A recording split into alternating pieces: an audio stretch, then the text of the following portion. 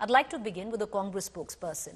Jyotimani, was there a concerted attempt to differentiate from the speeches that Rahul Gandhi has made in the past? There was no mention of industrialists like Adani. It was devoid of personal attacks. Was there a clear attempt to differentiate from the earlier speeches of Rahul Gandhi, devoid of personal or political attacks, more on policy and governance? See, whatever speech he had made in the floor of the parliament, it always has a substance. It's always put the country in the front than our politics or our party.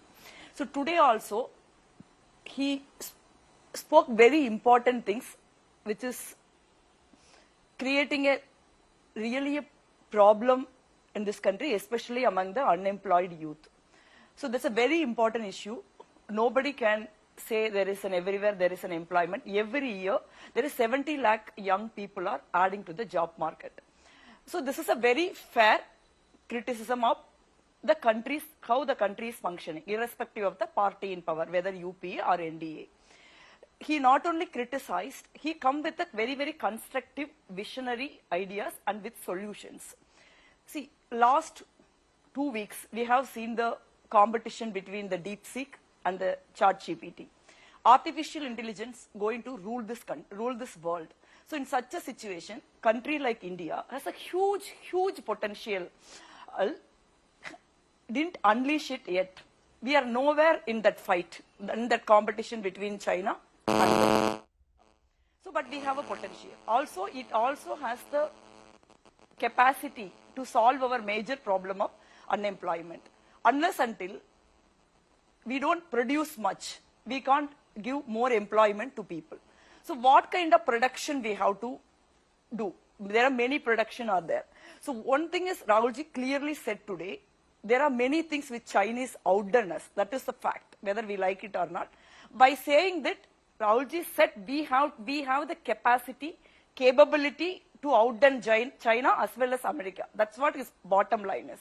See, we have some commitment to e-vehicles. Why it couldn't take off? Because lithium battery, we are importing the battery from the Chinese market.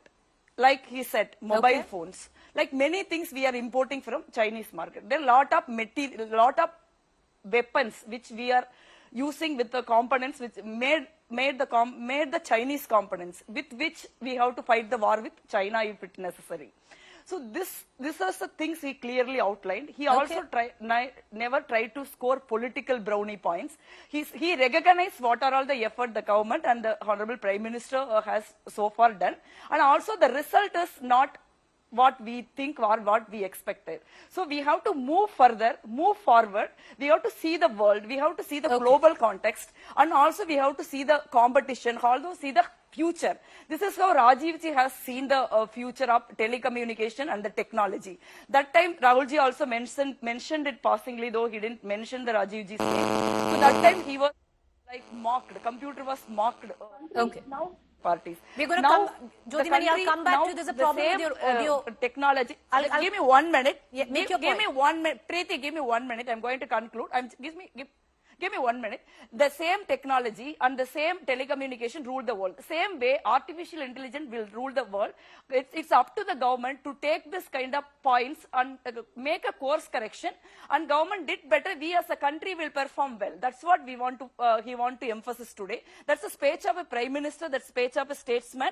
It's not a political scoring points. It's a completely put the countries first and our future and our youth future. That's it. All right. Okay.